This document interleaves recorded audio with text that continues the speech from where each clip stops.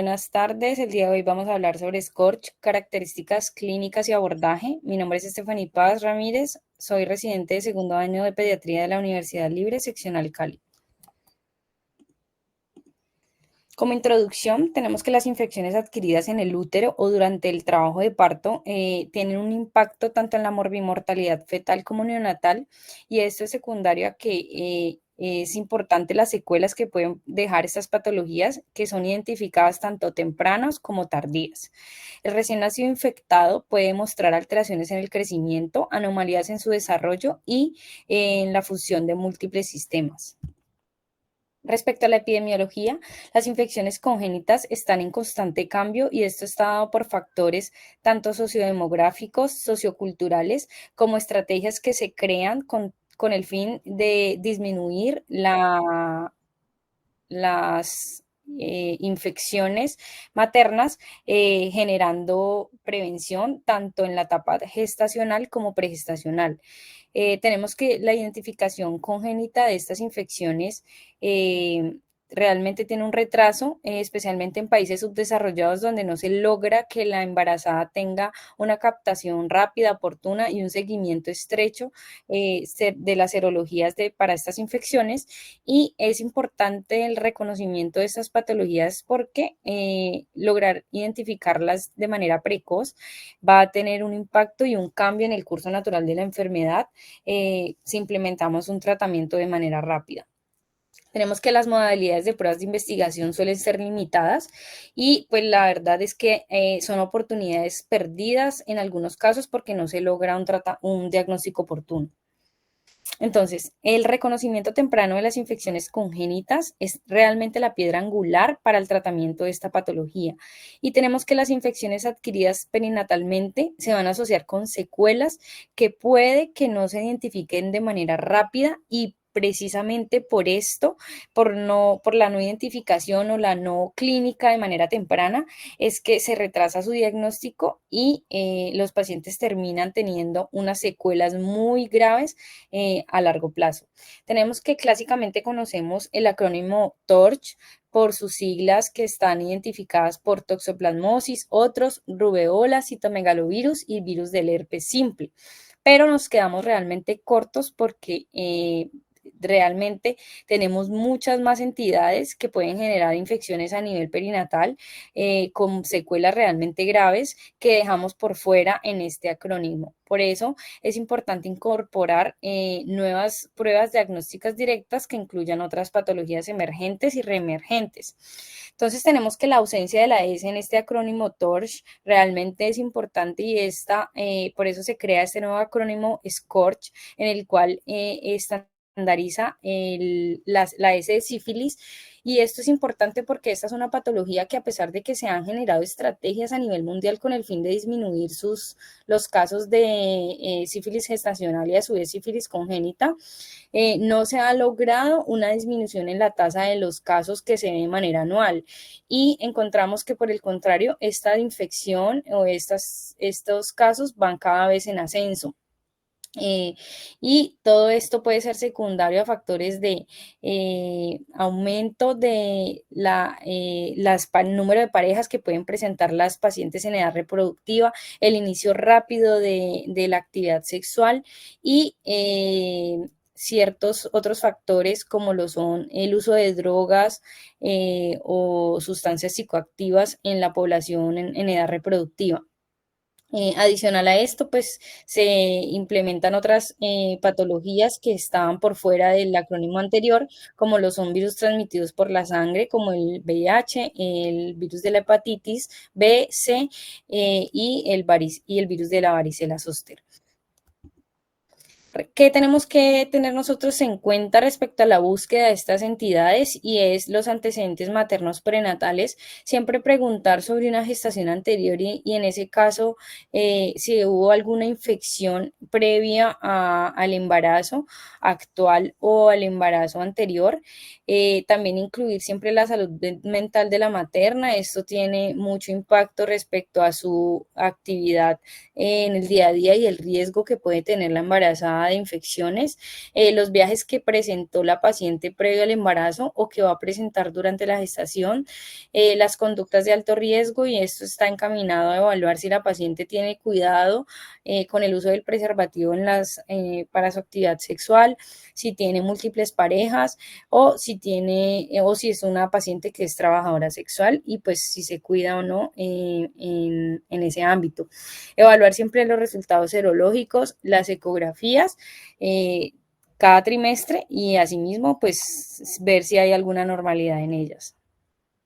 Entonces, estas siglas nos hacen la alusión a la S de sífilis, C de citomegalovirus o de otros, y entre ellos tenemos la malaria, el Zika, infección por parvovirus o enfermedad de Chagas, la R de rubeola, la T de toxoplasmosis, la C de chickenpox o varicela zoster, y la H del virus de la hepatitis B, C, HTLV1, el VIH y el virus del herpes. Entonces, en el neonato, realmente tenemos que hacer una evaluación exhaustiva de todos los síntomas que puede presentar, porque estas patologías tienen compromiso a nivel de diversos sistemas, y entre ellos tenemos a nivel del sistema nervioso central, a nivel gastrointestinal, cardiovascular, linfático, musculoesquelético y dermatológico. Entonces, la valoración de este recién nacido tiene que ser completa, el examen físico debe ser totalmente desnudo, y siempre ir encaminado de cualquier signo de alarma que me pueda destacar que el paciente esté cursando con una infección congénita. Vamos a empezar hablando de la sífilis. Tenemos que la sífilis se ha observado mayores tasas de infección en mujeres en edad reproductiva, y por ende aumenta la tasa de infección a nivel neonatal. Tenemos que se han desarrollado en diversos países, tanto en la etapa en países en desarrollo y subdesarrollo, de implementar pruebas prenatales para lograr su detección temprana y tratamiento oportuno. Y tenemos que en su epidemiología para el 2020 en Estados Unidos se notificaron 2.152 casos de sífilis congénita, incluidos 122 casos de mortinatos y 26 de muertes infantiles, con una tasa para el 2020 de 57 casos por 100.000 nacidos vivos, y esta realmente representa la tasa más alta desde 1991. Los casos de sífilis congénita han aumentado desde el 2012 hasta el 2021 en un 754,8%, y se conoce que en la actualidad 1 de cada 1.300 nacidos vivos está afectado por sífilis congénita.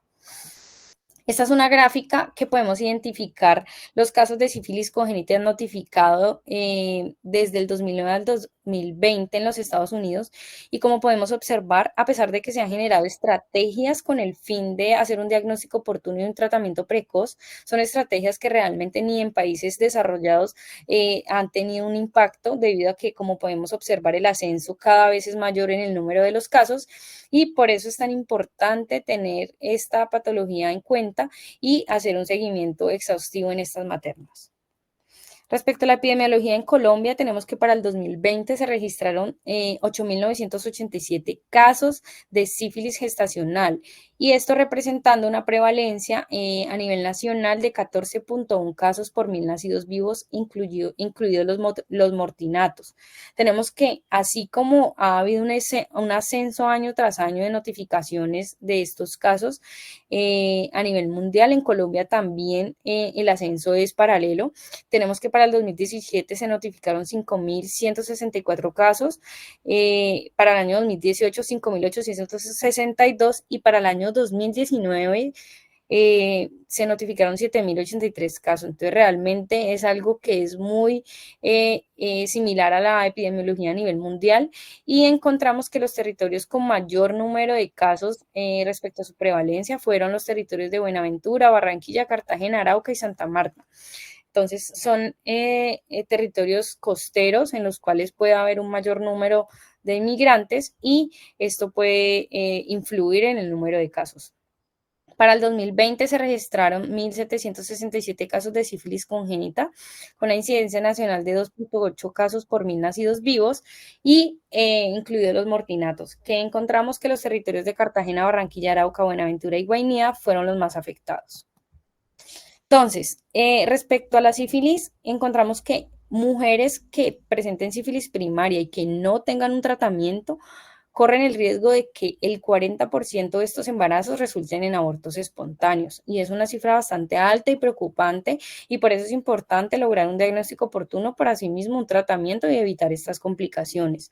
2/3 de los bebés con sífilis congénitas van a estar asintomáticos al nacer, entonces es importante saber que a pesar de que en su primera valoración el recién nacido puede estar totalmente asintomático, no quiere decir que el paciente no requiera un seguimiento continuo posterior a su alta, por lo cual el paciente debe estar en controles estrechos, ya sea por el servicio de infectología o pediatría, para evaluar en qué momento el paciente va a desarrollar algún síntoma clínico que nos sugiera que el paciente presenta la infección.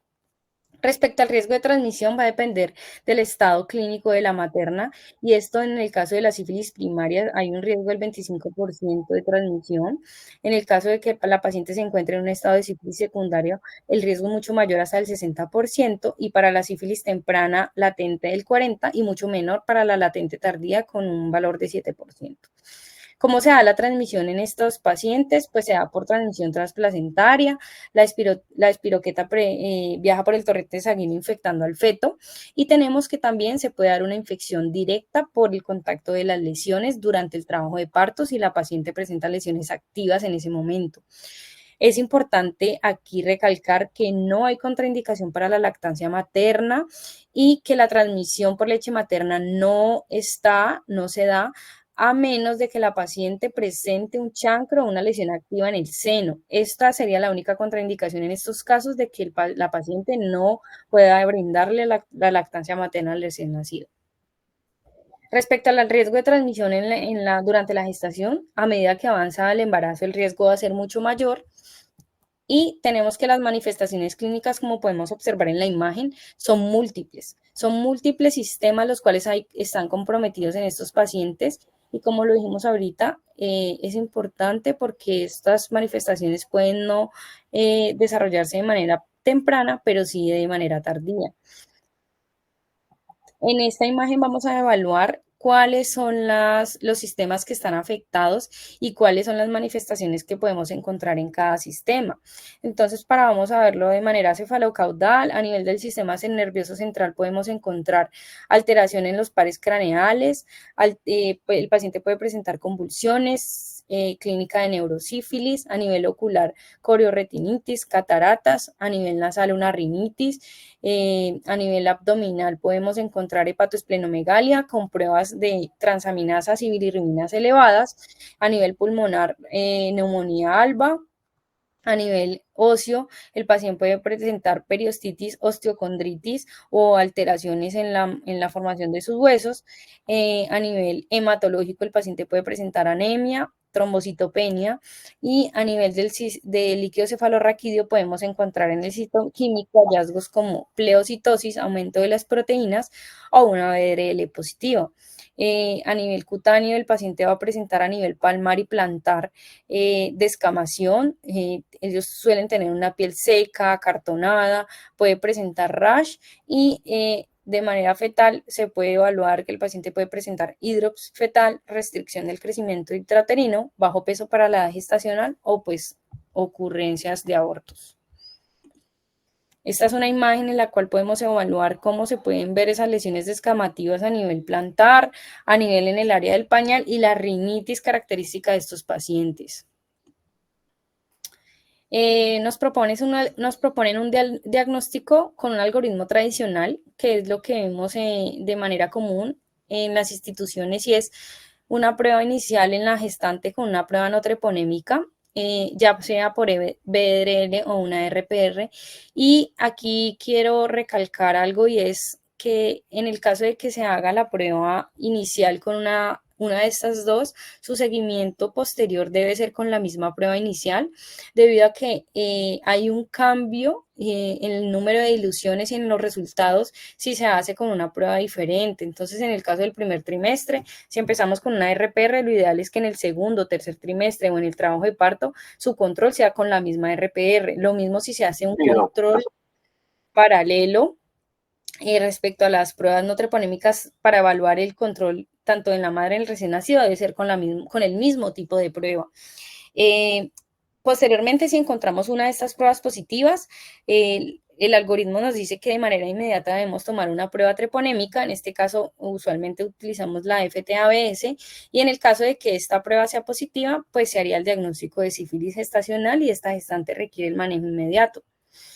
No se propone un algoritmo reverso, para cambiar las pruebas y en este caso se propone que se utilice la prueba treponémica como seguimiento inicial en esta gestante.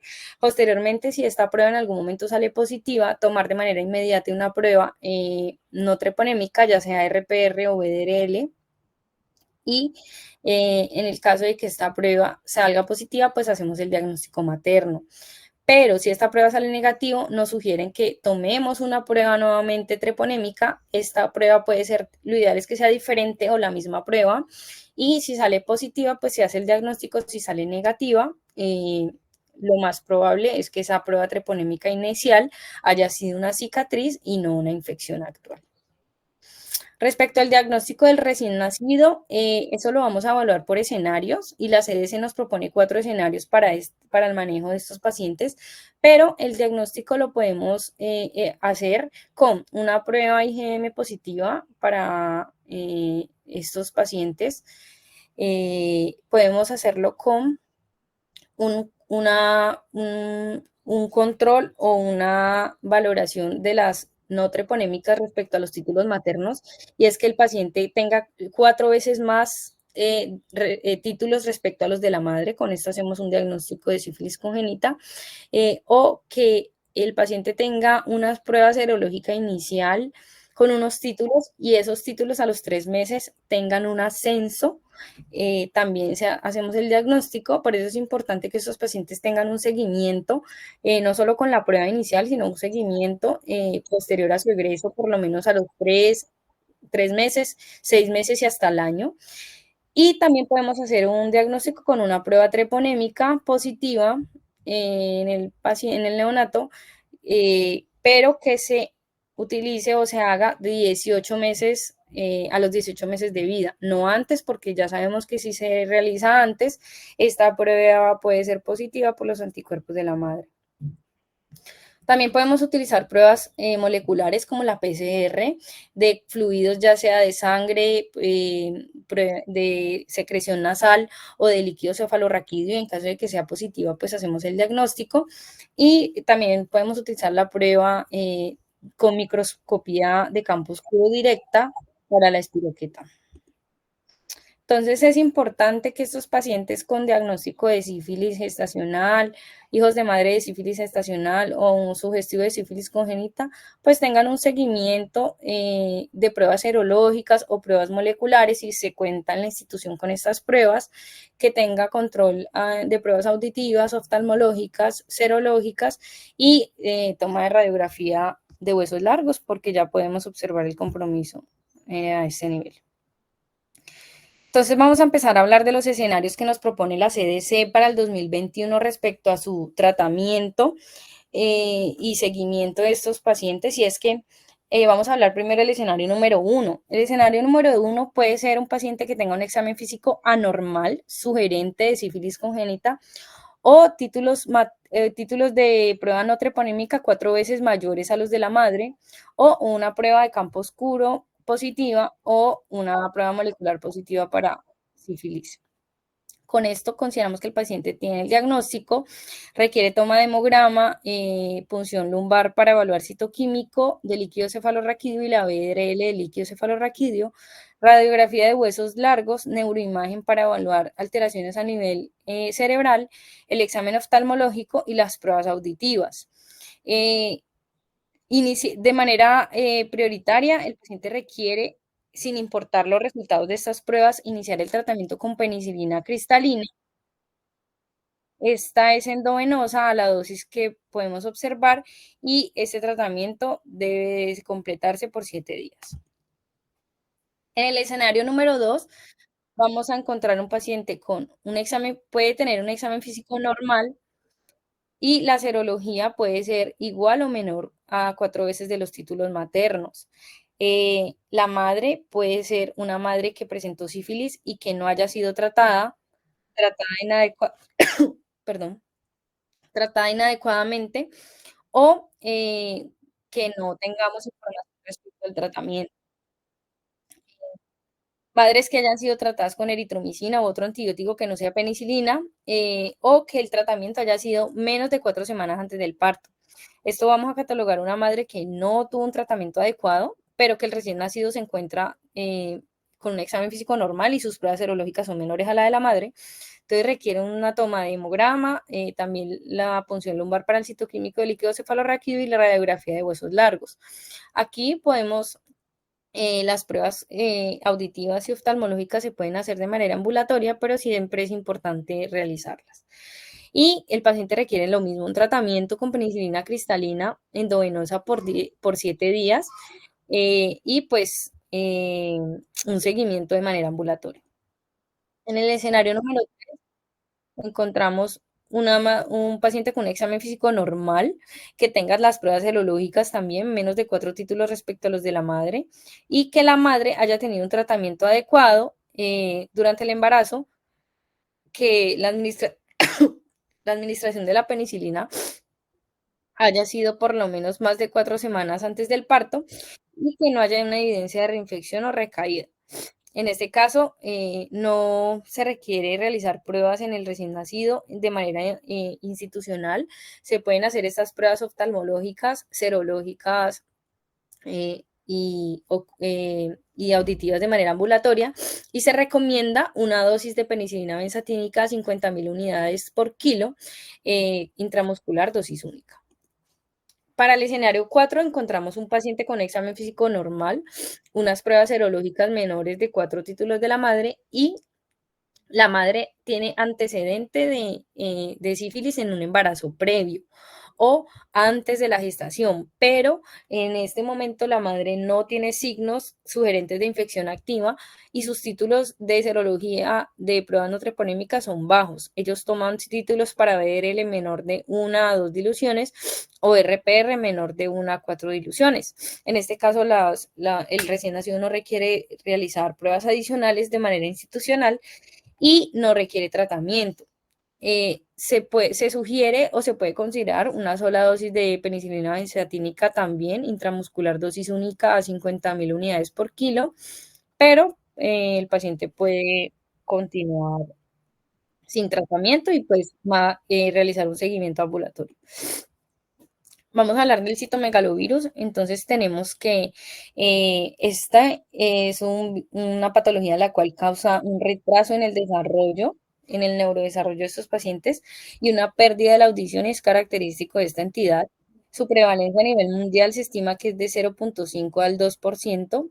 Y aquí algo importante es que hasta el 15% de los pacientes pueden ser asintomáticos y tener secuelas posteriormente. O sea, que de manera inicial vamos a encontrar un paciente sin ninguna sintomatología, pero que después puede desarrollar estos síntomas.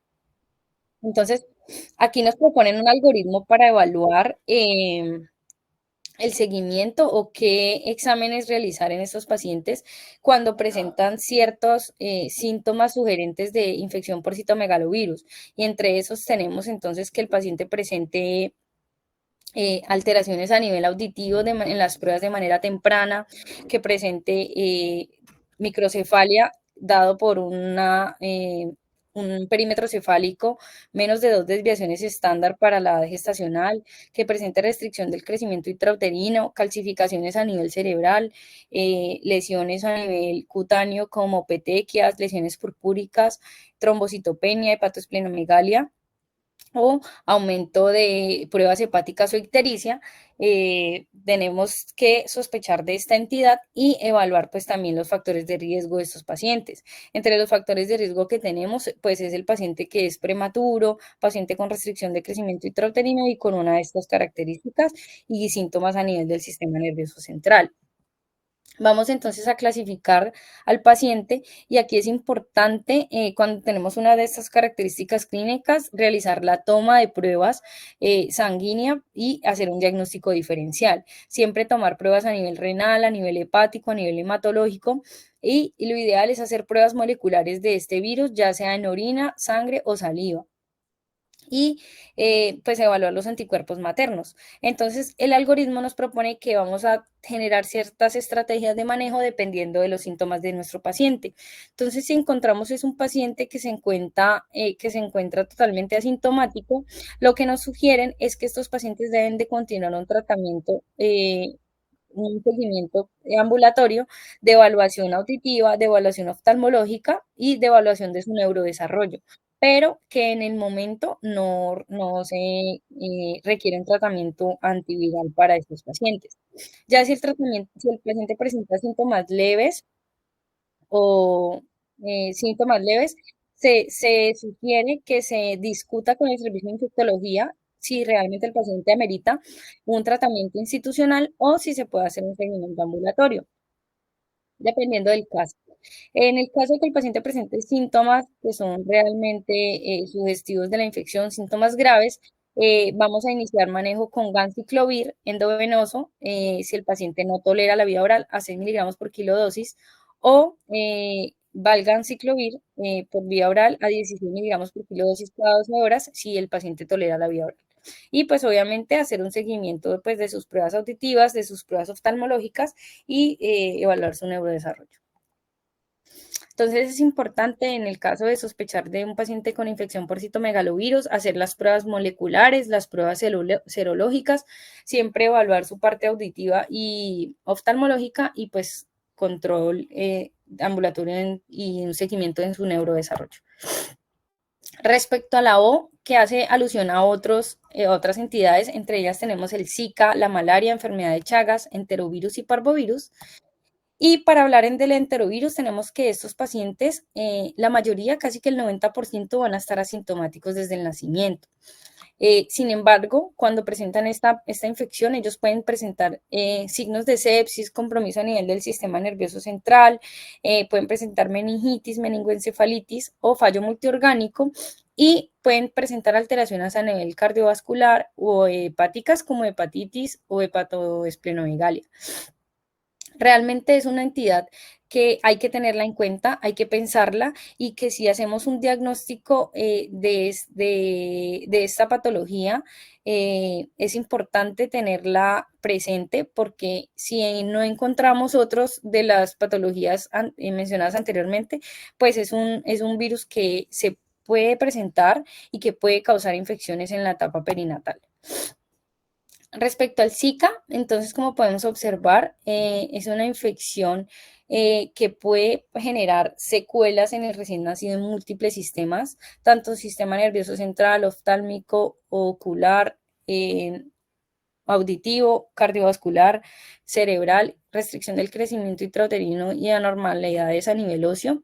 Eh, es importante y es característico que estos pacientes presenten microcefalia, que es una de las de características clínicas, por lo cual es reconocida esta entidad, y el riesgo de infección neonatal o el riesgo de que el paciente presente alguna de estas manifestaciones cuando la madre adquiere la infección durante el embarazo es hasta el 40%. Entonces, realmente es un porcentaje bastante alto y es un porcentaje que hay que hacerle conocer a la embarazada, hacerle conocer y transmitir las manifestaciones que pueden presentar estos pacientes, porque como podemos observar, son diversos sistemas y que se pueden ver de manera precoz o tardía.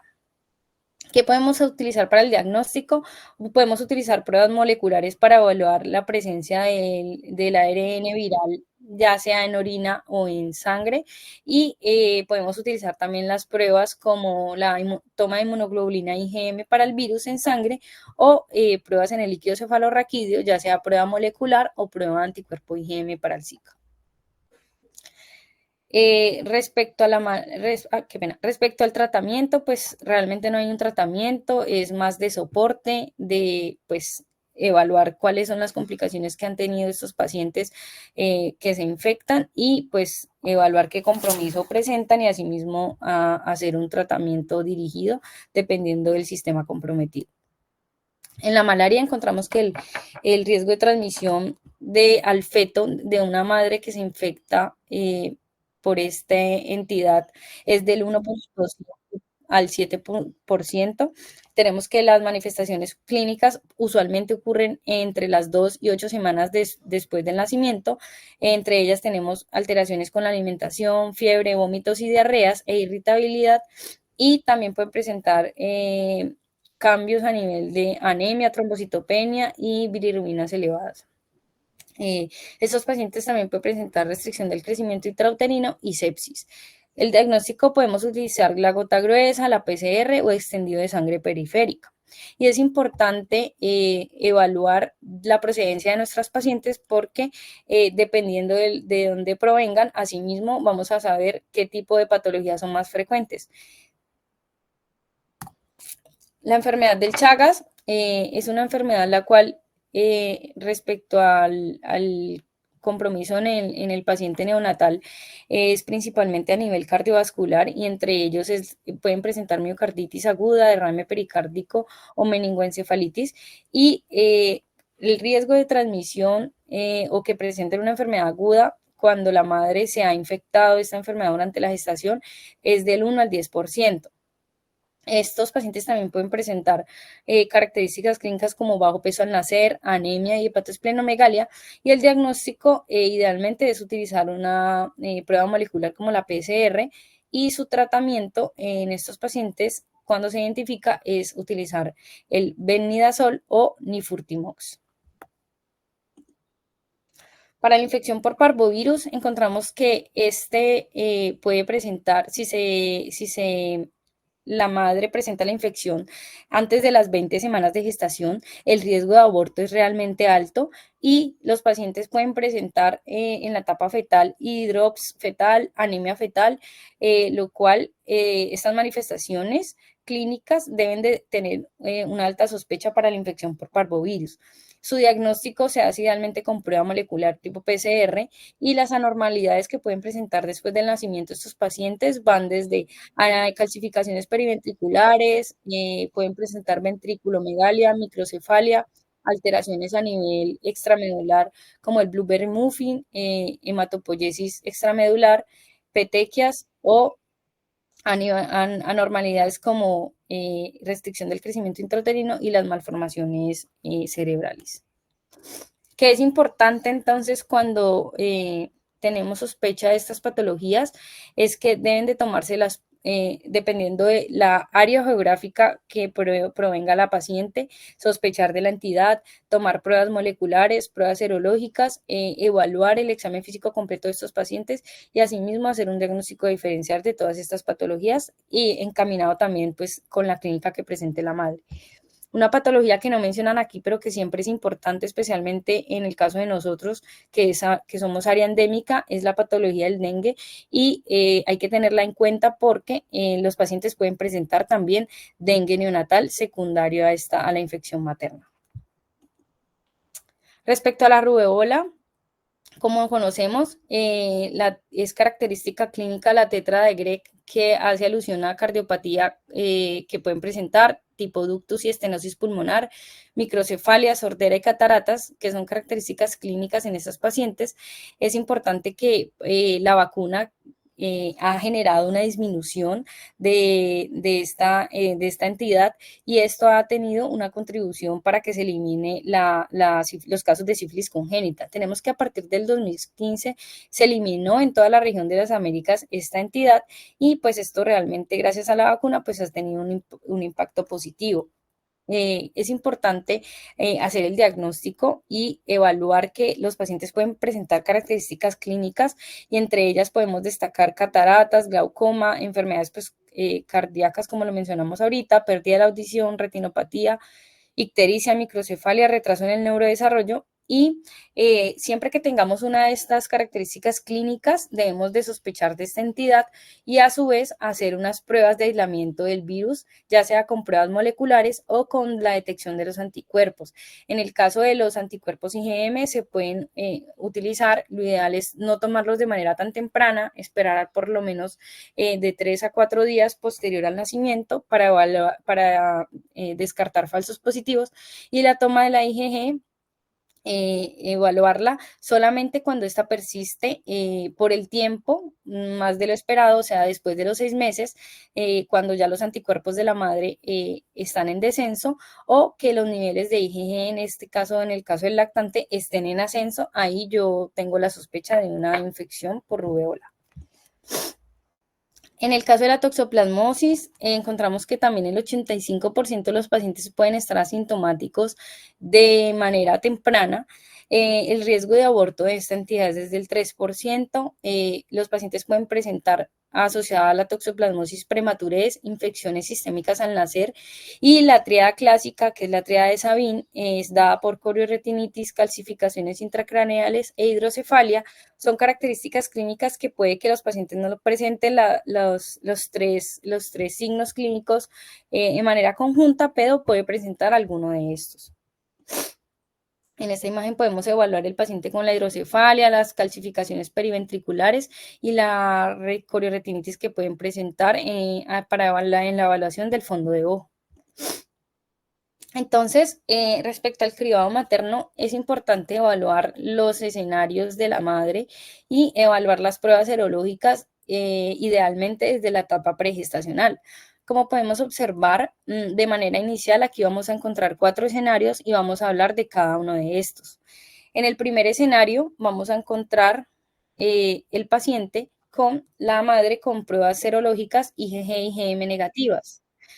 ¿Qué es lo ideal o qué es lo que nos sugiere la guía por parte del ministerio?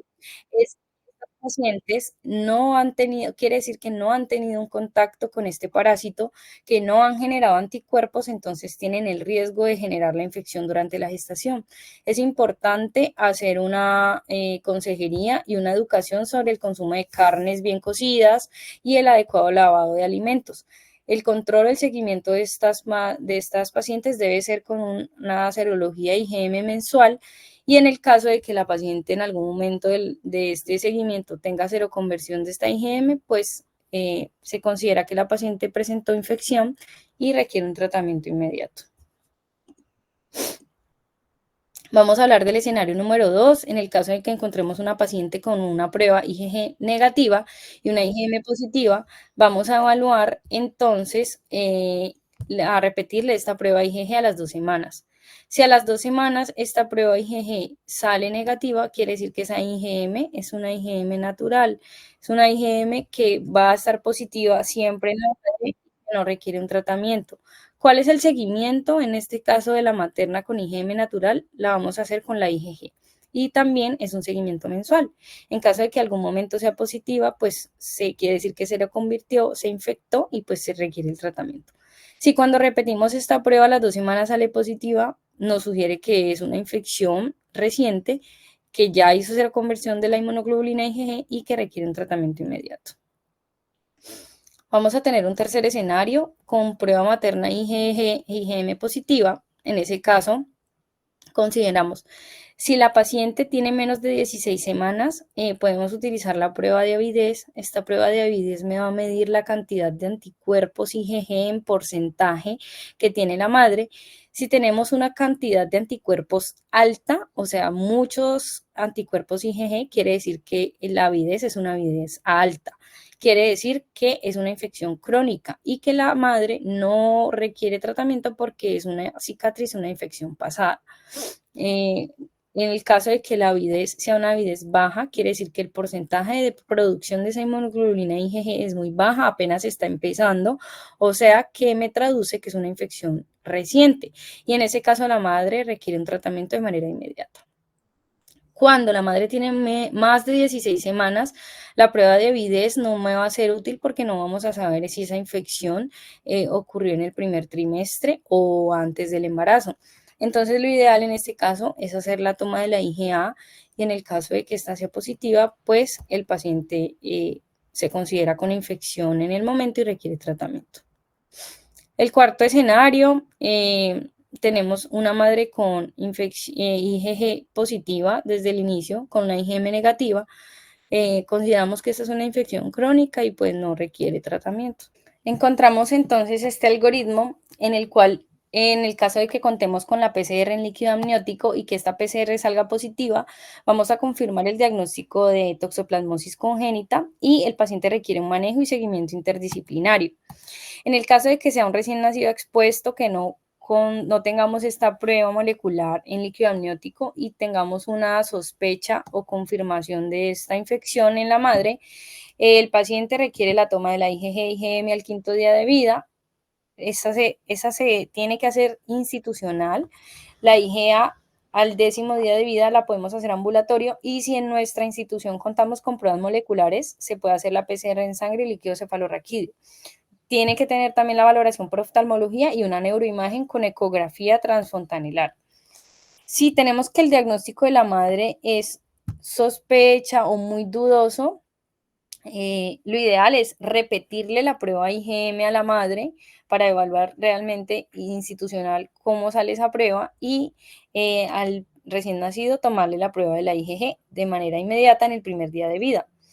Respecto a la neuroimagen, si encontramos alteración en el examen físico o en la prueba de la ecografía transfontanelar o hallazgos de microcefalia, ese paciente requiere toma de TAC o resonancia cerebral, según lo que contemos en la institución, de manera inmediata. Si alguna de estas pruebas sale positiva, pues se considera el diagnóstico, se da el manejo y el seguimiento. Si estas pruebas salen negativas, todas, el examen físico normal, las pruebas serológicas normales, las pruebas moleculares negativas, valoración oftalmológica y neuroimagen normal, entonces al egreso el paciente tiene que tener un seguimiento prioritario por pediatría, infectología pediátrica. En caso de que la prueba molecular no haya salido, la puede reclamar ambulatoria, seguimiento por oftalmología, repetir estas pruebas serológicas a los 10 días de vida, y en esta vamos a incluir la de la IgA. En el caso de la varicela, entonces tenemos que el síndrome de varicela congénita se debe a la exposición en las primeras 20 semanas de vida, y realmente es poco común que se presente. La incidencia estimada de esta infección congénita es del 1 al 2% después de la exposición materna, y la infección neonatal diseminada puede ocurrir en los bebés, específicamente de madres no inmunes que contraen la infección de varicela en el tiempo que es una semana antes del parto o una semana después del parto. ¿Qué podemos utilizar para su diagnóstico? Podemos utilizar las pruebas serológicas y idealmente la prueba molecular, como lo es la PCR. En el caso del herpes, vamos a encontrar que estos pacientes pueden presentar signos como convulsiones, lesiones a nivel de las mucosas, hepatitis inexplicable o neumonitis. Y si alguno de estos hallazgos los encontramos en nuestro paciente sugerente de esta infección, es importante sospecharla y hacer las pruebas diagnósticas. También podemos hacer el diagnóstico con las pruebas moleculares de secreciones como de piel, ojos, mucosas, o realizar la punción lumbar para el virus del herpes. Siempre debemos de destacar y realizar imágenes neurológicas dependiendo de los signos clínicos que yo tenga en este paciente y el compromiso neurológico. Ya en las Hs encontramos la infección por el VIH, virus del herpes, virus de la HTLV1, virus de la hepatitis B o virus de la hepatitis C. Y aquí es importante que evaluemos, porque estas entidades pueden tener compromiso tanto a nivel sistémico, tanto a nivel cutáneo, como síndrome de Blueberry Muffin. Puede presentar alteraciones a nivel oculares, a nivel auditivo, con pérdida de la audición, corioretinitis, glaucoma, microftalmia. Pueden presentar a nivel hepático, hepatosplenomegalia con transaminases elevadas, restricción del crecimiento intrauterino, alteraciones a nivel cerebral como hidrocefalia, microcefalia o calcificaciones, y alteraciones hematológicas como anemia o trombocitopenia. Entonces, son entidades que debemos de sospechar dependiendo de la característica o factores de riesgo materno, dependiendo de los síntomas que presente el paciente, y en el caso de sospecharle o que la madre tenga pruebas positivas, pues idealmente debemos de hacer la toma de estos exámenes en las pruebas moleculares en el paciente y pruebas serológicas, y asimismo hacer una valoración de todos estos sistemas que pueden estar comprometidos. Muchas gracias.